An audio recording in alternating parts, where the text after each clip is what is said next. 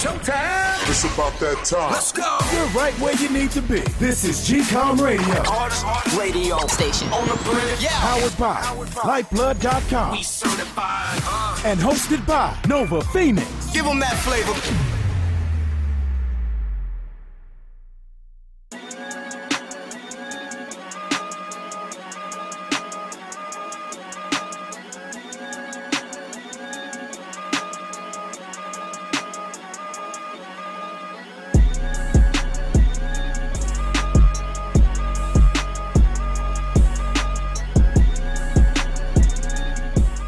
Oh, guys, what's up? What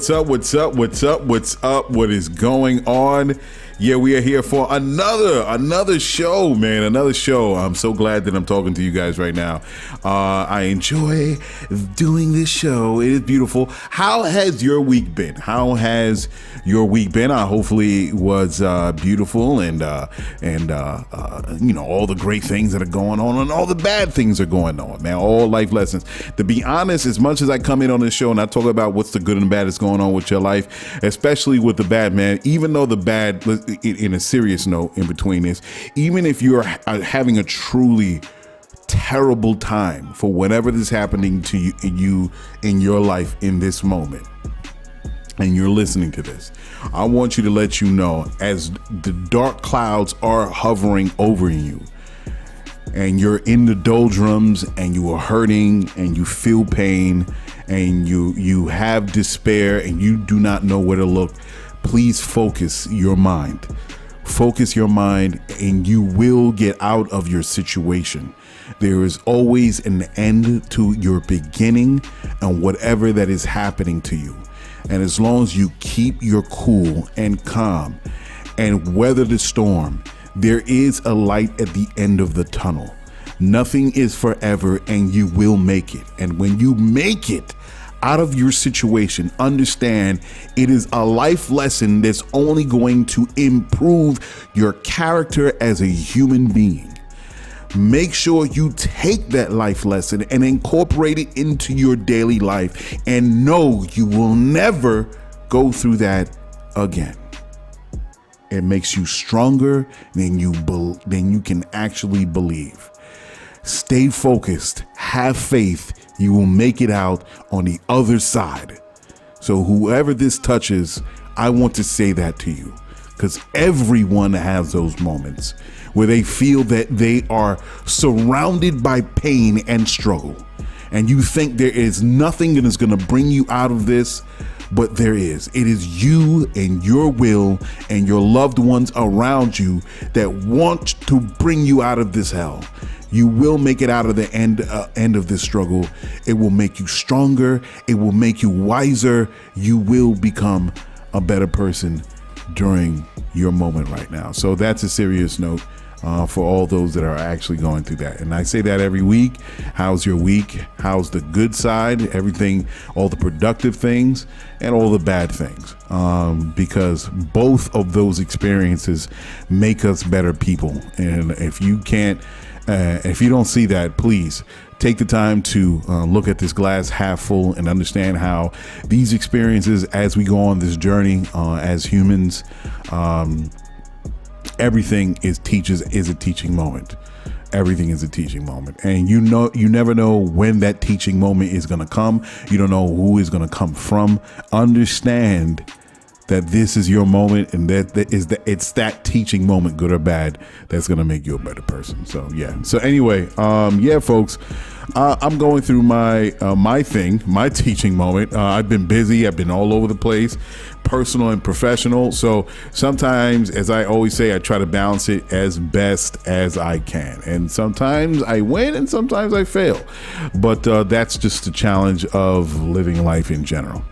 All right, so let's just get on the show, along with the show, because I'm not going to say much because I've been so busy, as I said. I'm not going to have a long show. Probably is going to be another 27 minutes or something like that, talking to you guys about what I've seen that I want to mention. And so let's get it on with it. Your first thing, man. Let me just say, as I say, I'm your host, Nova Phoenix, on GCOM Radio, on iHeartRadio, And yeah, thank you for tuning in. I do have a promotion that's going on through Spreaker that's hitting all the platforms right now. So if you heard the commercial and you're tuning in, thank you for tuning in. Yeah, we're right here. We're across all types of hosting platforms for this podcast. And I say iHeartRadio because iHeartRadio is, I joined iHeartRadio when I first began this journey. And it's not like you could just hop on and your podcast is on. When you try to get on iHeartRadio, they make a decision if through this process, once you submit it, whether you're good enough or bad enough. And I was like, what? I just can't jump on like, any other podcast hosting platform? No, with iHeartRadio, you have to join Spreaker. And I'm sure there's some other podcast hosting platforms that service iHeartMedia. And I was like, man, I got to get on here, man. It's funny it's the same thing with Clubhouse. When Clubhouse first started, you couldn't join Clubhouse. Someone that you knew had to invite you into the room, and then you were a Clubhouse member. I don't even think they do that anymore. I'm not even really sure. But yeah, and people it was that fact that made people feel like, man, I got to get on Clubhouse. I have to get on. I will get them, because when you tell people no, or when you limit people's opportunity to do something that regularly they just do, like whatever, like putting on socks, people make it their mission to even go harder. So I thought that was a great marketing thing for Clubhouse to do when they were first introduced onto the scene. And I don't know if they do that. But yeah, in that sense, that's what was happening with iHeart. And I was like, I can't be on iHeart. Well, I have to go through. I'm like, my thing, I try not to, I don't do fluff. Hopefully, when it comes out on the other end, hopefully you guys understand, I try not to just throw anything together. For those that are just tuning in now on this promotion, or even before you heard this promotion, I do a lot more than this. The only reason why I'm giving you guys just broken down is because I'm just going hard in this VC world. And what I'm doing is really going to venture capitalists to pick up Lyfeblood.com and eventually do the show that I wanted to do. I was trying to do it at the same time, but a lot of things was just hindering on how to do the show the proper way. So now I'm just putting all my focus on really just hitting at these VCs and getting into it. So before my show, it had segments, it had music, it had highlighting black business or just business in general. But I would focus on black business. It was something that really I thought it's a great tool for people to know about. I would highlight it. And then I would just go into news you need to know, quick flashes of news that people should find out about. And that was packaged in like probably an hour and a half or whatever. There was no length to the show, but that was generally the format. It takes a lot of work to do the show that I want to do properly, and doing, looking up news and getting the music, and then finding the little tidbits of information under a minute, because I try to do news you need to know within like a minute and just continue on like a news flash. That takes a little time. And I was like, you know what? In order for me to really, the first baby is to get Lyfeblood off the ground in the way that I want to do it as far as the mobile app, I have to put my time in there, and I have to kind of scale back doing the show. But I will get the full format back again in the way that I want to, and in the direction I'm going with Lyfeblood. So yeah, that's what I was doing. So that was a full format, and here it is. I'm just giving you me right now, and at some point when things are where they're supposed to be, I will bring back the full format in a studio and everything that I want GCOM radio to be. So I wanted to get on iHeart, and you had to submit your how the show is. They had to listen to it. And it was like a 2-month wait, and I was on it. I was like, yo, my thing is, the worst thing you can ever tell me is no. The worst thing you can ever tell me is not what I want to hear. No. Anything N-O, I'm not like, what? Or if you tell me I can't do it, if you tell me you can't do that, you just put the battery in my back. And say, what did you just say? You saying I can't do it? No. Oh, that is the worst thing for you to ever to tell someone like me, because then I will go out my way and make it happen. So I was on it. I was going hard, and then I eventually just, I got on it. I was messaging the people over at Spreaker, what's going on? I was on top of my game, and eventually I got on. I got accepted. I felt really good good about that. I was like, yeah, because I was like, yo, I hate mediocrity. I don't get into mediocrity. I want good quality. I like quality products. All right. Whether if I purchase it, if I'm doing it myself, I like quality. Forget quantity. I want quality. And if I'm putting together a show, I'm not just gonna do whatever and just, look, whatever you have, especially if you don't have the money to get certain things, do what you can. Point a camera in your direction and do what you do. But if you have all your ducks in a row and you can do it, make sure you put together a quality product. That's why I'm pushing for a studio and building it out the right way that I want to do it. But as they say, there's a wisdom in saying, you don't have a horse, you ride cow, right? So you do what you can, but again, always focus on putting out the best product that you possibly can. And so, I wanted to make sure that iHeart knew that, and then, I got on. I don't know whatever the process or who was listening or who was, making sure, because I was like, man, I gotta wait 2 or 3 months, and it'll be so sucky to do something and then you get denied. And it's like, again, that's what kind of like only emboldens me. So that's why I shout out iHeart all the time, because and it's also, I would love to be on the iHeart platform and really building out my podcast to be one of the top. I don't strive to be the best or the most listened to, but if I can get in the top 10 on the topics that I talk about in terms of technology or cryptocurrency or current events or racial issues that Black Americans deal with, or African Americans deal with, or any other POCs that's dealing with any other injustice, or any other person that's dealing with some sort of struggle in this country, around the world, hopefully that I can be, I'm not saying I'm the smartest person in the room, the most educated on a particular issue, but I'm hoping that whatever I do bring up with the information that I do know, with my little spin on my opinions injected into it, that you guys I can build my listenership and get people to subscribe. By the way, subscribe to GCOM Radio on iHeartRadio, wherever you listen to your podcast, and also hit that smash button on the YouTube channel, because this is also on the YouTube channel. I'm growing a following there. I make sure I check it out. So across all my platforms, I do have a listenership and a subscribership that is growing, and I'm looking forward for that to really take off and getting where it needs to be. So yeah, that's my long and winded answer on my iHeart. But let's just get to it. The first thing is Bob's Furniture, man. If I haven't told you already, Bob motherfucking Furniture sucks ass. I told you a long time ago I bought a fucking couch from Bob's Furniture. It is trash. I say trash. I bought a trash couch. I replaced my last couch. It lasted me for 10 years. It was getting dirty. The cushions were getting flat. I was like, let's just, talk with my wife.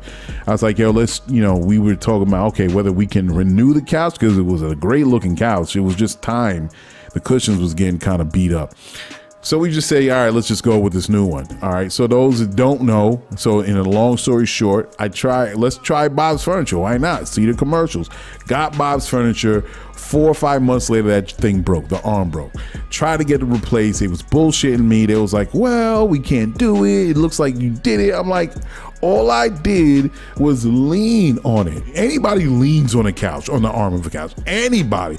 It's not like I was standing on it. It's not like I was fucking on it. It's not like I was turning it upside down. All I did was lean on it, and the couch broke. The arm of the couch broke. And then they were trying to give me some bullshit. And then I got on the phone. I recorded it. The lady found out I was recording. She switched me over to her boss. And then they said they would replace it, right? So they replaced it. Check this out. So then the cushions started to go. The cushions were going. That was a long battle till eventually they said, okay, we'll replace it. Then they was like, okay, it's going to take 2 months from October to say 2021 or whatever, September. It would say it would come in December. And then December turned into February. And then finally, we forgot all about it. Finally, they called saying, "Oh, we got your cushion. We're gonna come in and send it to you within whatever." Still didn't get it. So I called and I record a message. I don't know if I recorded it. I think I did. And the guy was like, he was so nice. The dude on the phone, I give it to him. He was super nice. He's like, all right, we're going to call you in 24, 48 hours to let you know when because they were talking about that it got delivered, the cushion, but it never got delivered. There was Bob's Furniture didn't provide a tracking number. What company does not provide a tracking number for any items that they're shipping to their customers? So it was like, we don't have a tracking number, but it said it was delivered. I'm like, what the fuck are you guys talking about? So eventually the nice guy was like, okay, we'll get back to you in 24, 40 hours with the answer to how are we going to get your cushion. Yo, a week later, didn't hear nothing from this guy. Week and a half, 2 weeks, nothing. I'm like, then me and my wife say, yo, what, the guy ain't. And then a lady out of the blue, again, we was like, yo, because we so like, yo, done with them. And mind you, when I was talking with the guy, now we're outside of warranty, right? So we can't get, even if we wanted to get new parts, we can't do it because we're outside the warranty. So then a lady calls and says, hey, we're going to deliver your cushions finally. I'm like, oh, thank you. So then all of a sudden, hey, can you do, what was it? The 15th of February or March? No, like 2 weeks. It was sometime in February. They wouldn't deliver it at the end of the week. And I was like, well, nobody's home, so we really can't can you do it on this day? Oh, well, we really do it on this day. Okay, let me see if I could talk with my superior, and then I'll get back to you if we could deliver it on that day, which was sometime in the third week of February, right? Guess what month we are in now? It is March 9th, and that lady that was supposed to call me back for my goddamn cushions still hasn't returned my fucking call. Yo, I'm gonna say this. Don't get Bob's Furniture. Do not ever buy Bob's Furniture.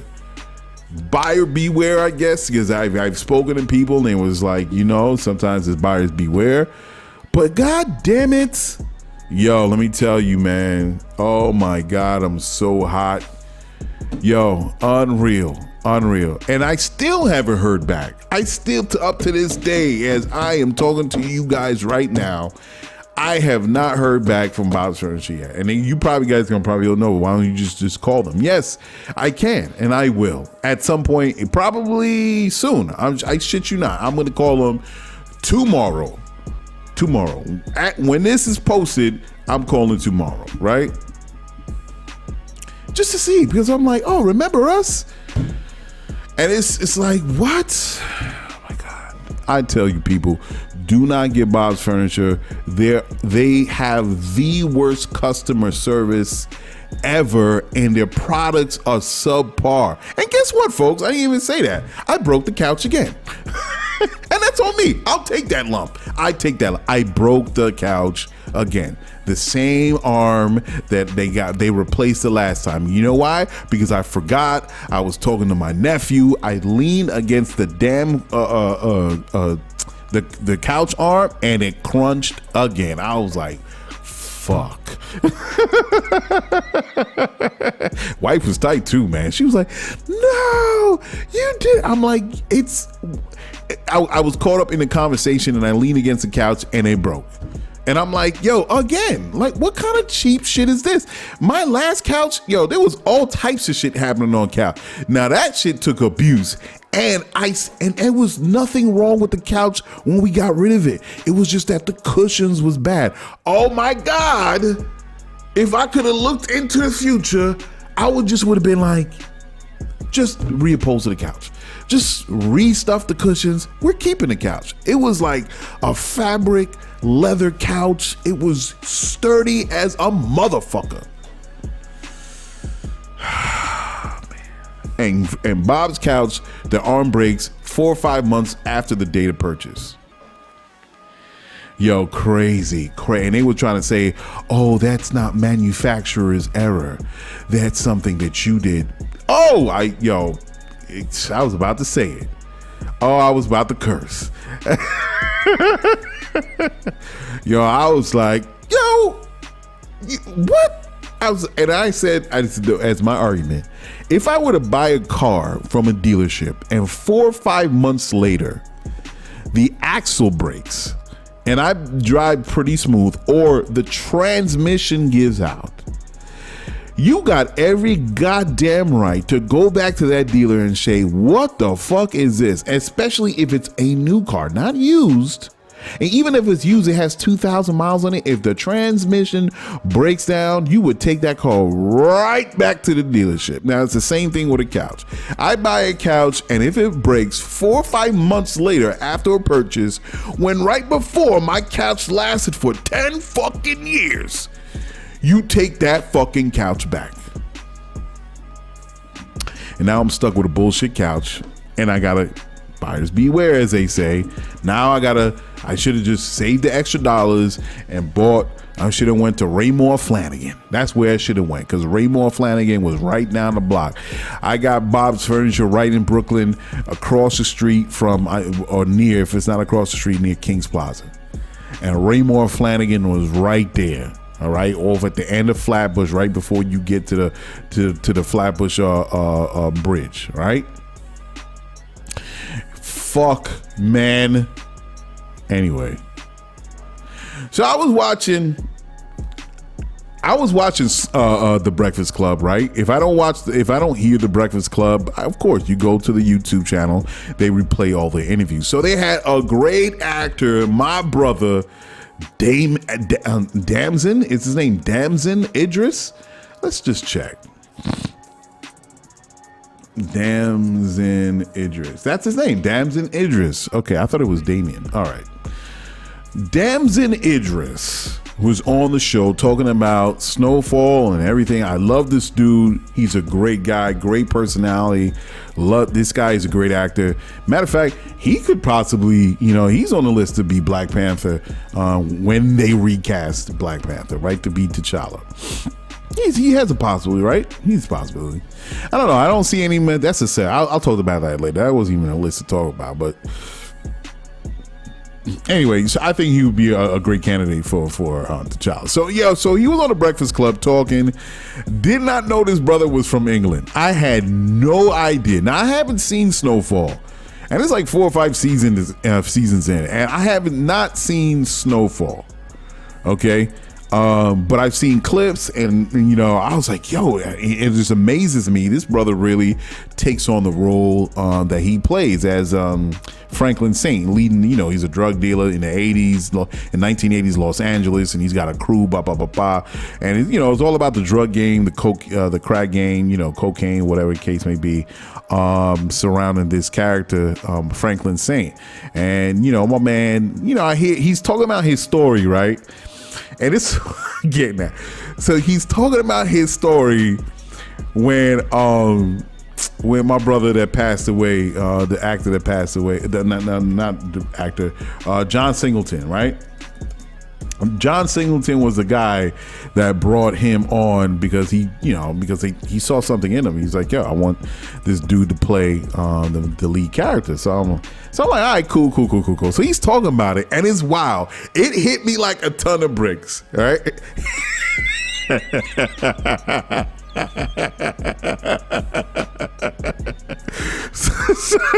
Shout out to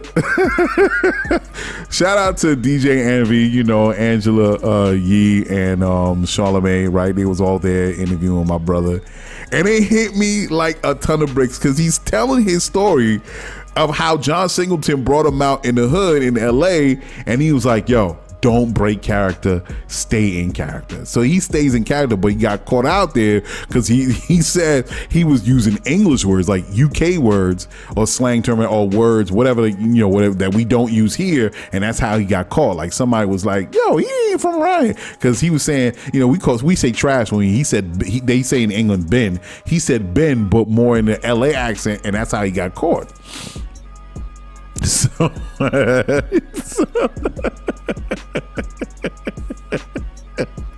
he's talking. So he's talking, and it hit me. It hit me out of nowhere. Everybody remember Robert Townsend, right? Everybody knows Robert Townsend. Robert Townsend did a movie back in the 80s, right? In 87 called Hollywood Shuffle. So Robert Townsend, he does a movie called Hollywood Shuffle, and it's all about this dude who's an actor trying to become, an actor, right, in Hollywood. But the whole skit is the hoops that black actors have to jump through in order to be considered a serious actor.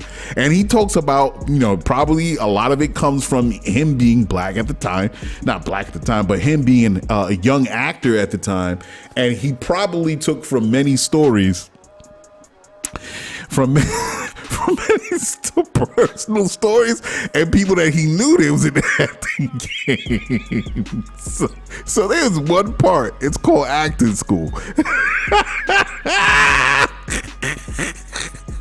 It's called acting school, and my man, I'll play the clip. All right, so look, I'm gonna play this clip. You gotta pause the show, or if you're listening to it on iHeart or wherever else, you gotta go to my YouTube channel, right? Look at the time and then sync it to the YouTube channel so it goes right to the clip. This is only something you can see visually. Now the audio will play through the show, but but to get a better understanding of who Robert Townsend is, right? By the way, he's an actor and director, did a lot of great movies, right? He's really not as active in Hollywood right now, but Robert Townsend is a legend, straight up legend, and all the stuff that he's done. So in Hollywood Shuffle that came out in '87, I don't know if that was his first film, but he called acting school. So it's this skit, and he's got like multiple skits throughout Hollywood Shuffle. So it's about this. His skit is about about this guy doing a scene, right? Right, he's a slave, right? And he's doing the scene and he breaks, when they end the scene and he goes, it's like a commercial and it talks about the black acting school, right? I'm gonna play it right now. 3, 2, 1. Yo, check this out. Jasper, don't you want freedom? We going to Promised Land. The Promised Land. Promised Land? Cleveland? No, Jasper. Baltimore? No, Jasper, the Promised Land. Oh, the Promised Land. Minnesota? And cut. Hi, my name is Robert Taylor, and I'm a black actor. I had to learn to play these slave parts. And now you can too, at Hollywood's first black acting school. It teaches you everything. Learn Jive Talk 101. You motherfucking jive turkey motherfucker. All right, that's good. You work. All right, you try it. You fucking mothers. No, man, no, that's wrong. That's wrong. Watch me, man. Cool. Jive, turkey motherfucker! Good job. That's only the beginning. You too can learn to walk black. Walk black. No. You see the black man? What? No, This is my man, Rick. I'm sorry. Yes. You too can be a black street hood. But this class is for dark-skinned blacks only. Light-skinned or yellow blacks don't make good crooks. Here's a student in our dance class. And it's still a TV. It just happened to be under my coat. I don't know nothing, policewoman, Kojak, Ironside. Yeah, I'm a gang leader. I'm in the Warlords, the Vice Lords, the Onion Head. Let's talk to a graduate. This is Ricky Taylor. Ricky graduated from our class 3 years ago. Ricky, can you tell us what you've been doing since you've graduated? Well, Robert, I've played 9 crooks, 4 gang leaders, 2 dope dealers. I played a rapist twice. Whoa. That was fun. Currently, I'm filming a prison movie. I play this tough con that tries to fuck this new inmate. That sounds wonderful. I'm so happy for you. Need I say any more? It's Hollywood's first black acting school. It teaches you everything. Classes are enrolling now. Learn to play TV pimps, movie muggers, street punks. Courses include Jive Talk 101, Shuffling 200, Epic Slaves 400. Dial 1-800-555-COON. Black acting school. Don't try to be cool. Call Hollywood's first black acting school.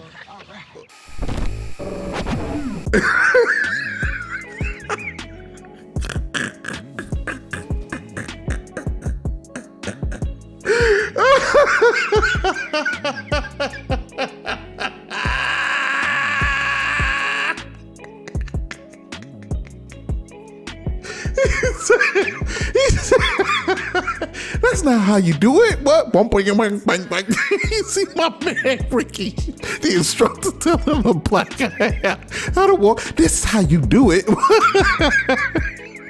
Yo, need I say more?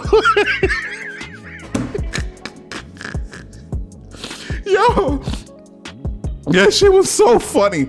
Oh my God. If you haven't seen Hollywood Shuffle, that is a classic movie. Oh my God. That is a classic movie. Yo, he was so spot because the hoops that black actors have to jump through in order to be taken seriously and get, you know, to make money and earn a living as an actor. These are the things that black actors. I'm like, okay, it's hilarious. Oh my God. And the thing was, that was for the moment in time. That was for everything that was happening, you know, in Hollywood cinema, not just the 80s, but just, you know, forever, just looking at the history of Hollywood. But then I'm listening to my man, no disrespect. I love my man Damson Idris.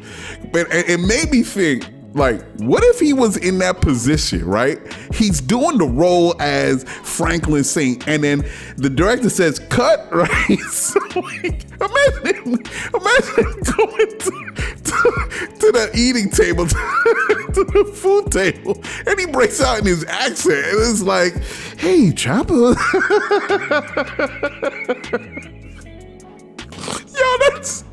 That's life imitating art, or art imitating life. It's exactly the Robert Townsend Hollywood Shuffle acting scene. Oh my God, you cannot make this up. Yo, you cannot make this up. Yo, oh my God, listen. I'll be tired. Yo, and Damson, if you listening to this, brother, I'm not knocking you. You're a great actor. You are, hands down, you are a great actor. And yo, we could chop it up over a drink, over, you know, whatever. And then you come here and, you know, you want to make a living as an actor. And a lot of UK cats come to America because it's just a larger market, of course. It's just dollars and cents. It makes sense. So I'm not knocking you what you got to do. You're going to do many different roles. You're going to do many different roles, and I see that in you. This is just the beginning. And that's just what it is. You know, it's, you know, you have a lot of English actors coming over here. Regardless, you know, whether, you know, Rick Grimes from The Walking Dead, he's an English actor. And the guy, remember in the first episode of The Walking Dead, I forgot the actor's name, but he's from England. Let me see if I could get The Walking Dead.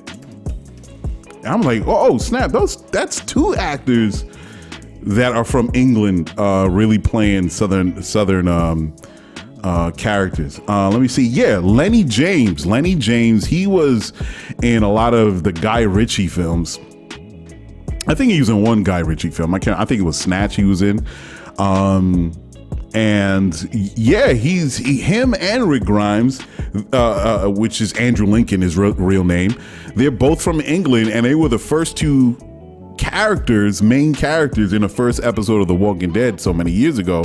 And I was like, oh snap, they both from England, playing, you know, southern characters. So, but yeah, so, oh my God, that was hilarious. Oh my God.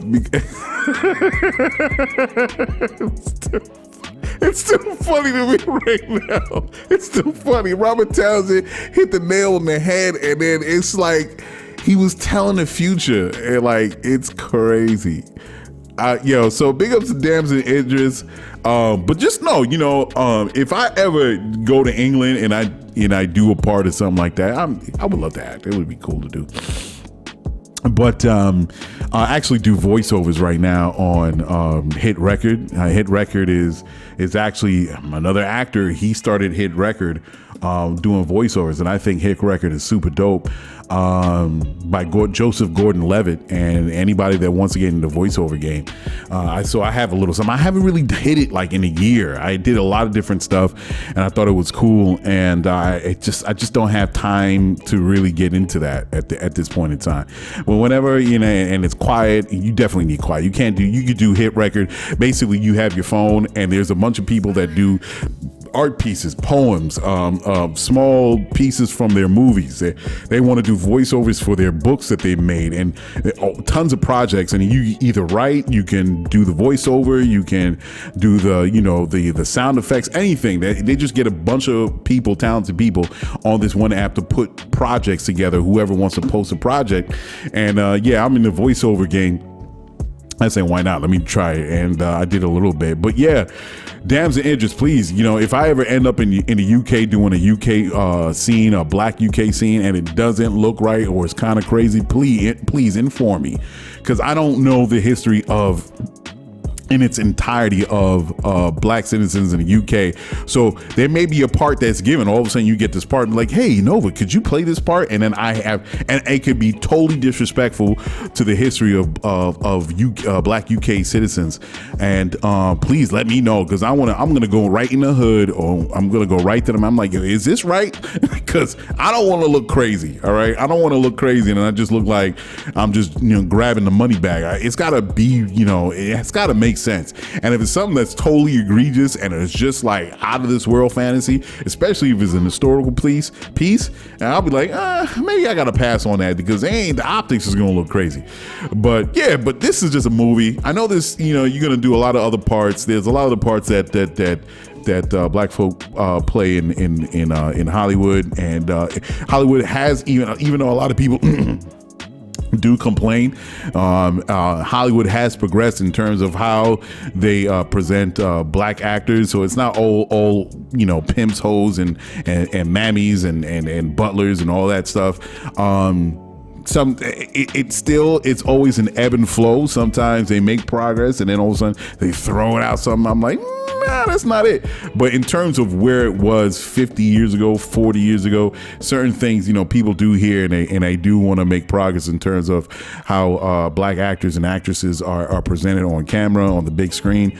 But I see a lot more happening for Damson Idris. Big shout out to Damson Idris. He's a great actor. Love his stuff. He really pulls off that character, right? But you can't front that joint is spot on, and it mirrors itself. Oh my God. So if you listen to this, Damson, big ups to you. Anyway, moving on to the Batman. The Batman, I'm going way over my time, obviously, that I said I was going to do 30 minutes, but it was so much to say.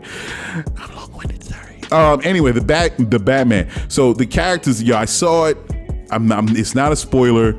I'm just going to say it's dope. Characters are fantastic. Jim Gordon, Penguin, Catwoman, all the supporting cast. I mean, they gave you insight into the conflicted mind of Batman. It would be dope to show like a deeper insight into what it's like to experience a traumatic past, and they do delve into it in past Batmans, and they do say that I don't want to see another scene of the killing of Batman's parents. It's been done since Michael Keaton, so we don't need to rehash that. That's been done, no doubt. What I would like to see is the after effects, how it affects him, and show a little bit more pain and angst to Batman the character, and how sometimes it spills into how he deals with criminals. And it kind of does do that, but they do show you that. But to me, in my eye, I don't want it to go as deep as what's that, Moon Knight? Because Moon Knight is kind of like a more overboard Batman, and his white is like, his whole uniform, his superhero suit, and he's actually has a split mind. He has a personality disorder because him jumping back and forth because of Khonshu giving him these powers or whatever case. So that's like an extreme version of Batman, but kind of pull it back and show that, oh man, this guy is really tweaking and how it really comes out and how he deals with people. So I think that would be dope, to really dig deep into that. The brooding thing that's always been a Batman thing, but to really see that pain and struggle, and not showing flashbacks, but how it kind of like the after effects of it, and it creeps out. It doesn't have to happen all the time, but he does lose it from time to time and be like, oh snap, dog, this is actually tied to, you know what I mean, your past. So anyway, the cinematography was amazing though. The wide angle shots of Gotham, the tight shots, the settings showing the realism, the hyper realism. The chase scene is one of my favorites in Batman. The chase scene, look, that was a well directed. I mean, there's a lot of moving parts when it comes to filming a chase scene, because you have the explosions, you have the stunt cars. The stunt cars meaning the cars they're supposed to get knocked over and crushed and banged up and explode. That, and where the camera's supposed to be placed in position. There's a lot of moving parts to filming a dope action-packed chase scene, and I was genuinely, the stuff that you see in the trailer is dope, so you know you're gonna see something, but when you actually see the chase scene, it's like there's a lot of shit in that, and there's a lot of things that could go wrong. So big ups to the whole production crew and the director, the DPs, everyone that was involved in that chase scene, because there's a lot of danger when it comes to filming those things, and especially when you hear what happened with the death of the DP in Mexico.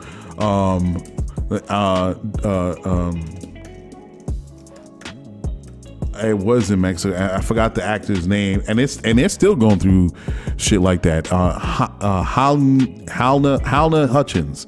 It was Alec Baldwin's show, and he was he was directing it and starring in it, and everybody knows with that situation, the gun was loaded.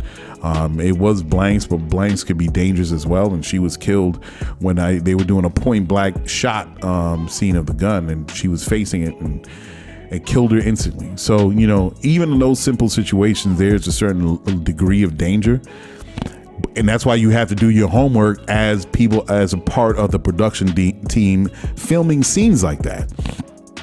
You don't want people to get hurt. You don't want people to die. So when you see that Batman scene, the car chase scene, is like, you just got to give it up. They did a bang up job, and it was dope. It was dope. It was the story. I mean, it had, listen, there are people that are on YouTube, of course, I'm gonna name them right now, that actually do it's, and I follow these folks.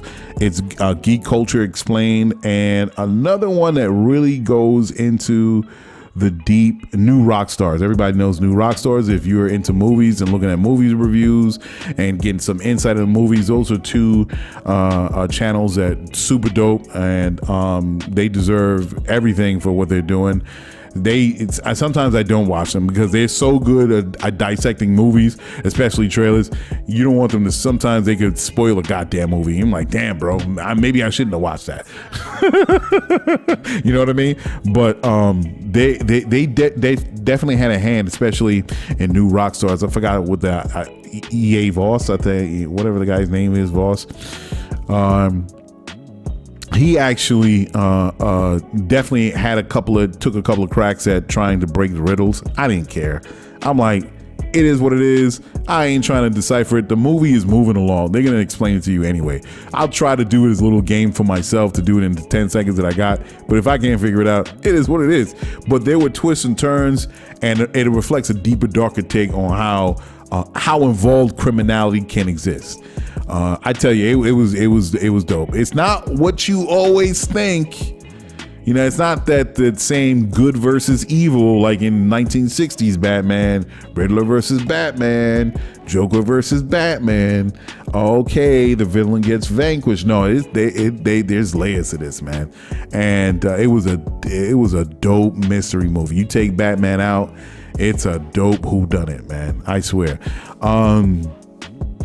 What I would like okay, I'm not gonna say it, but obviously everybody knows at this point when this show comes out where they're gonna go with the sequel. All right, I won't say for those that still haven't seen the Batman. I'll leave it for you to watch. But they obviously leave it open for part 2 on who is going to be, who's going to be the center of the villainy in the next one, right? I'll say this. I would at least like them to explore other villains. There are tons of different villains for Batman. There's Mr. Freeze, there's Hush, there's Red Hood, there's Deathstroke. Deathstroke was supposed to really be Batman's solo film with Ben Affleck, but of course we all already know that freaking car crash at WB. There's Clayface, even though Clayface won't fit in the Batman, because they take a realistic twist or turn to Robert Pattinson's The Batman. You really can't add Clayface. Clayface, of course, if you don't know who Clayface is an actor, if I'm correct, because I saw it from the animated Batman Clayface, and I thought they did a terrific job. Even for a cartoon for kids, there was some emotional weight to when they did Clayface. And he was an actor that just wanted to be taken seriously. He goes for an experiment at some science lab. They say use this clay for your face, and it's gonna enrich your skin. Turns out this experimental clay actually seeped into his DNA, and now he can shapeshift to any character. So now he's doing all these things. Of course, he goes kind of crazy, kind of typical. And whenever it comes to people that gets exposed to some chemical, they always go insanely criminal. But Clayface wouldn't work in Robert Pattinson's Batman because they take a hyper realistic turn, so you can't really do Clayface in the Clayface that should be done. Now, Clayface would have worked in Ben Affleck Batman because that had a more of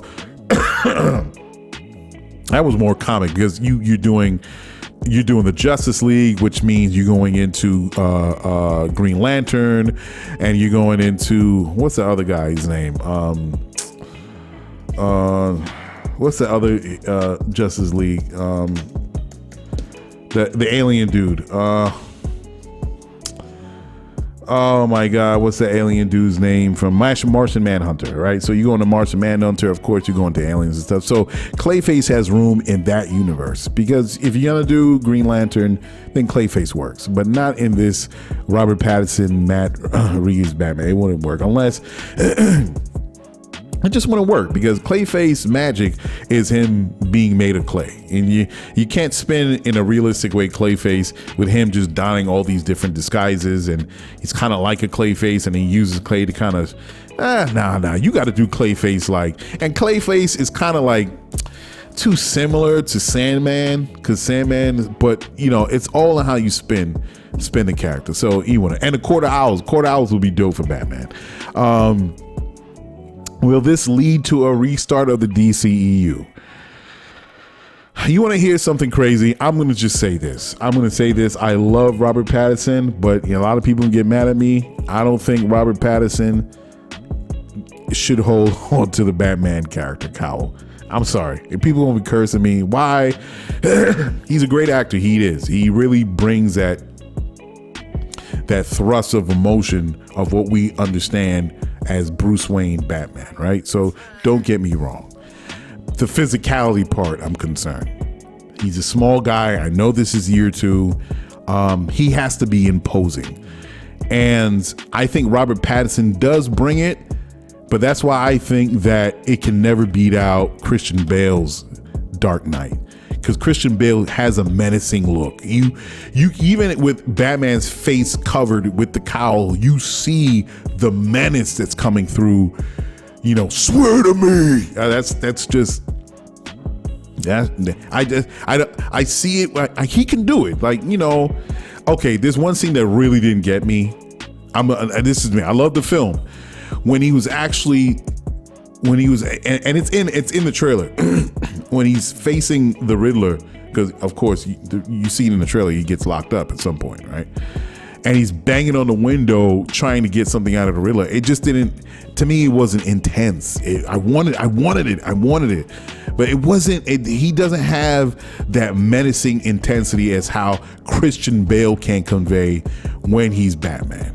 I'm sorry, that's my opinion. That's my opinion. I don't think he should be Batman. I like the Batman when he's a little bit bulkier. I like the Ben Affleck, maybe too bulky as far as that one. But and don't get me wrong, Michael Keaton wasn't like an over muscled Batman, but for some reason, maybe because I was youth at the time when I was watching the Batman back in the 1980s, but the 1990s. But Michael Keaton really did, because he was first to do it, to show Batman other than the 1960s Batman. I guess that's what hit me so hard. That had such an impact on me. But, I really felt Michael Keaton, he'll always be a Batman to me. So I guess because he took that route, where else can we go with it to really pull the audience in? And I guess when Robert Pattinson is doing it, he's kind of like, he's getting into that mold. But Christian Bale had this intensity to him that really, when he put on the cowl, it showed like, oh shit, this guy is about to fuck me up, even in his anger. And that's just my take on it. Maybe he shouldn't be another Batman. I don't know. We'll see what happens. We'll see how it goes. I think other people that could play an older Batman. I think Alan Ritchson is playing Jack Reacher. I think he's a big guy, man. That guy is a big dude, man. He's a muscular dude. He works out. He looks like he has that look. I haven't seen a show Jack Reacher like that. I'm sure Jack Reacher's a nice guy. Can he be menacing? I don't know. Older Batman, John Hamm, I think would be a great older Batman. Maybe plays Batman's father in the Flash. You know what I'm talking about. I forget the name of the Flash joint they doing right now. I think he'd be a great Batman, Bruce Wayne's father. I don't see anybody else. I really don't see anybody else. So if I don't see anybody else with any actors right now that can put on a cowl, then they're just gonna have to go straight new, man. New face. And really put out the call to get a Batman. So, but let me tell you, there's no waste. Trust me, there's plenty of Batmans out right now. So they got the Michael Keaton Batman that's coming in the Flash movie. Ben Affleck is going to come back as Batman in the next Flash, of course. And what's the name of that damn universe? Flash movie in the comics. What's the name of the Flash movie? You see how I mean? Flash comic, change.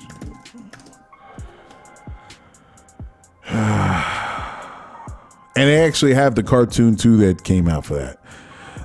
Flashpoint. So, Flashpoint. So we'll see how that goes. It's going to be the first Flash movie. I'm interested to see how they're going to turn this into. But here's an opportunity for WB to totally rehash the DC universe. So that means who's going to be Batman?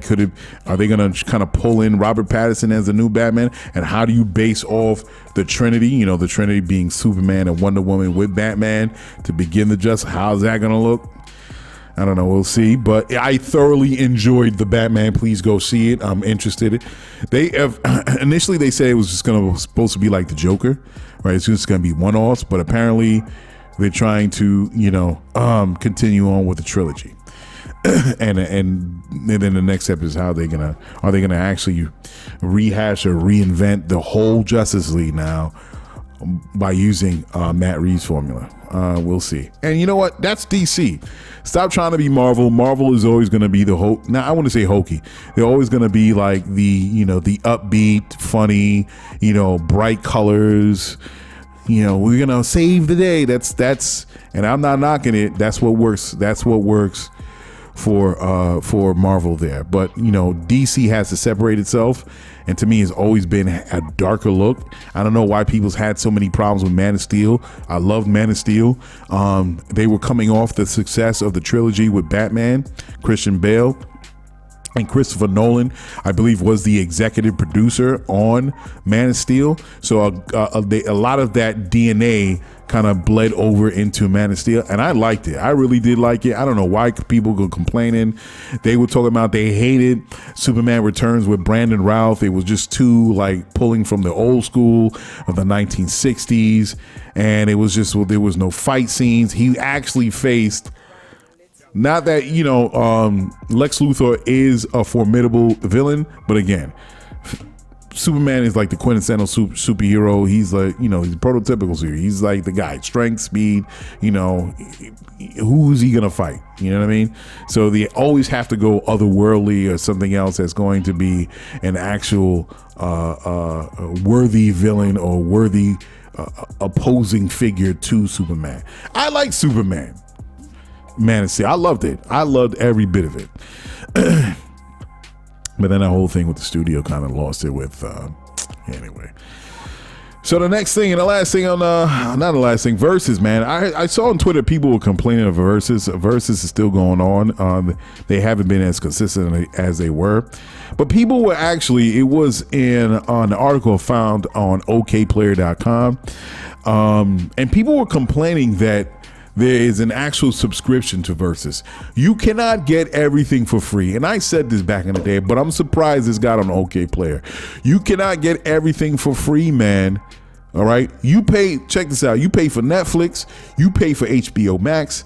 You pay for online publication subscriptions, like from the New York Daily News or the Wall Street Journal or some Bloomberg. You pay for it. You pay for at least 2 or 3 of them. All right. You pay for Hulu. You pay for Paramount Plus. You go food shopping. You pay public transportation. You pay for all those things on a regular basis. Now that Verzuz gave you all this free content because it was going on through the quarantining, they wanted to give the people something to entertain them while they were sheltering in. Now that they have expanded to the point where they're having these big productions, which I saw that even back then that they could take this someplace. Now people want to complain that Hulu is offering a subscription service and you pay for all this shit. Stop fucking complaining. It's like some bullshit $3 a month. And if they go to $10, go to $10. Because you know why? You know why I don't mind them going to $10? Because I can't complain because Netflix just raised their subscription price $2. Now I'm paying $20 a month to watch Netflix. They come with good movies. So, yes, I complain a little bit. Damn, they raised it $2. But you know what? I'm not getting rid of Netflix. I'm paying for it. All right, I think Hulu raised their price too. So if they eventually gradually build up to $10, stop playing. You can't get everything for goddamn free. Music ain't free, man. Shows ain't free. Now, I'm not going to cut a Verzuz when I pay for all this other shit. And it's $3. Come on, man. Come on, people. Stop complaining. Stop fucking complaining. Pay the goddamn $3 or pay for the whole year.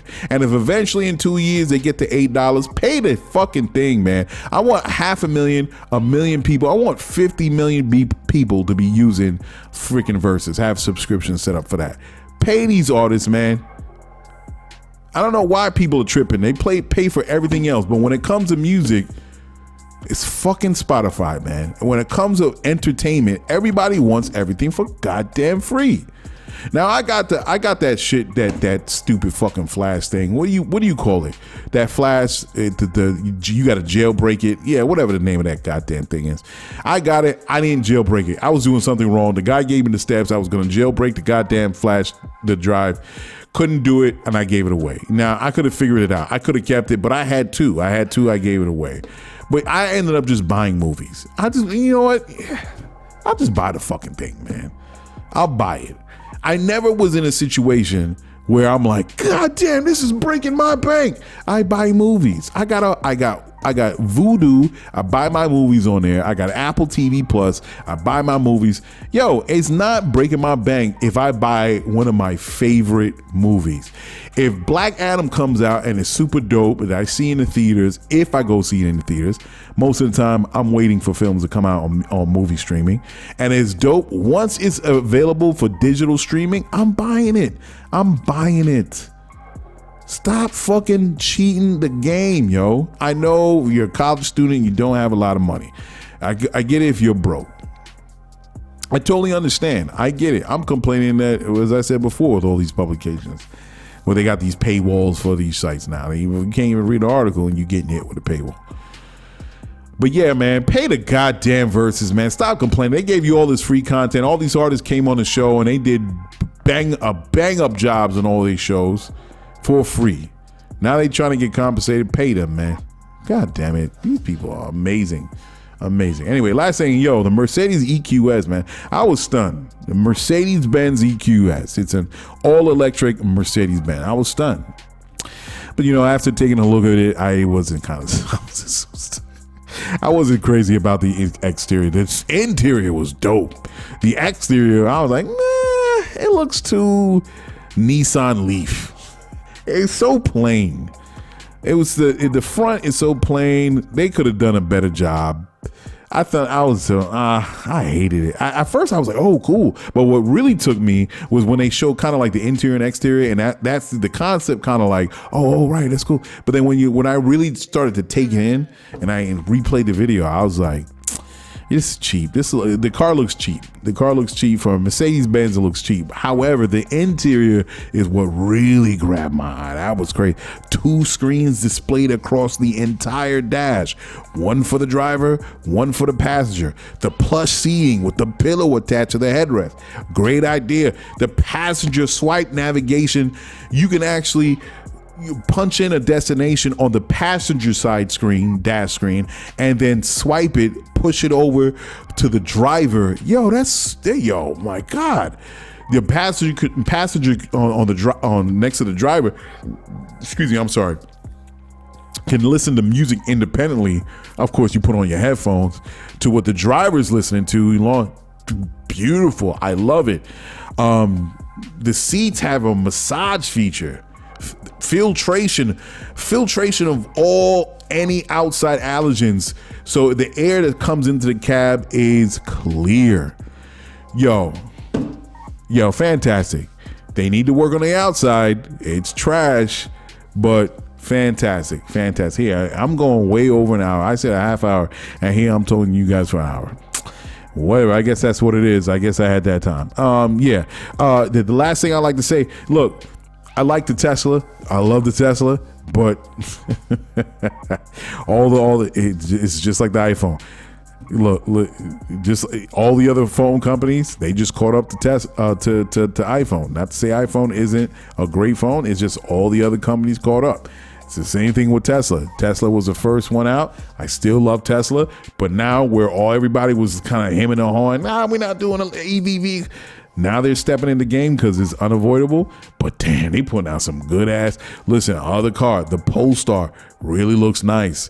The Polestar, I guess it was a concept car or something, really looks nice. The Rivian Adventure pickup, the Rivian electric pickup, and I love the video that was done with the street dude, of course, a black dude, was talking about how he could transform this pickup into a military type usage for the Rivian. My man's gonna be in the lower bunk. The op is gonna be out here. This is how you do it. Bop, bop, bop. That overlay was dope, man.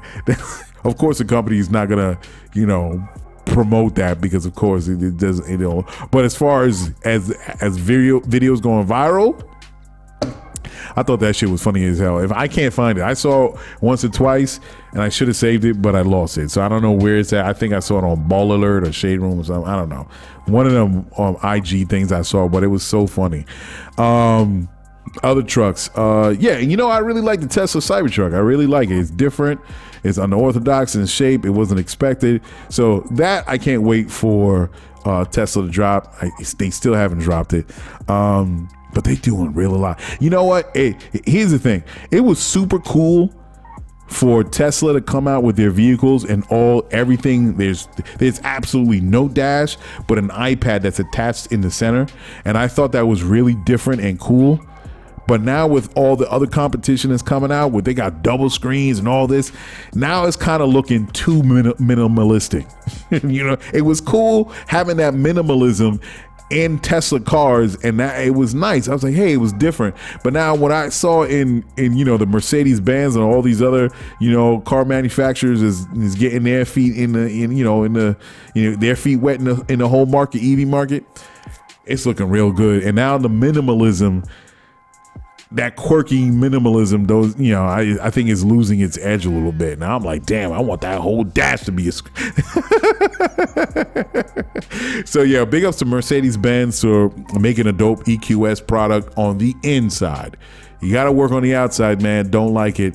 And there are other EVs that are a lot slicker than that. So I know the designers of the exterior of that EQS can do a bang up job. I think you undercut the Mercedes-Benz brand by doing something that looks kind of, you know, like the Nissan Leaf.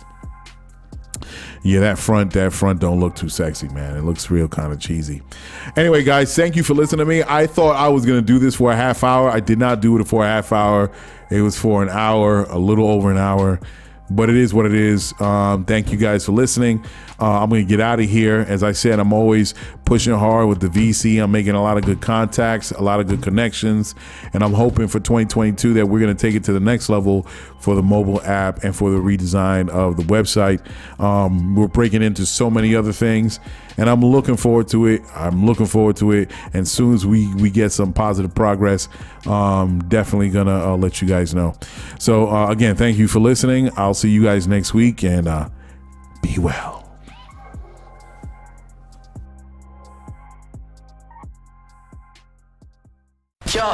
Check it. You just listened to GCOM Radio, powered by Lyfeblood.com for the global community. We worldwide, baby. See you in the next go round. From right here to your town, we out.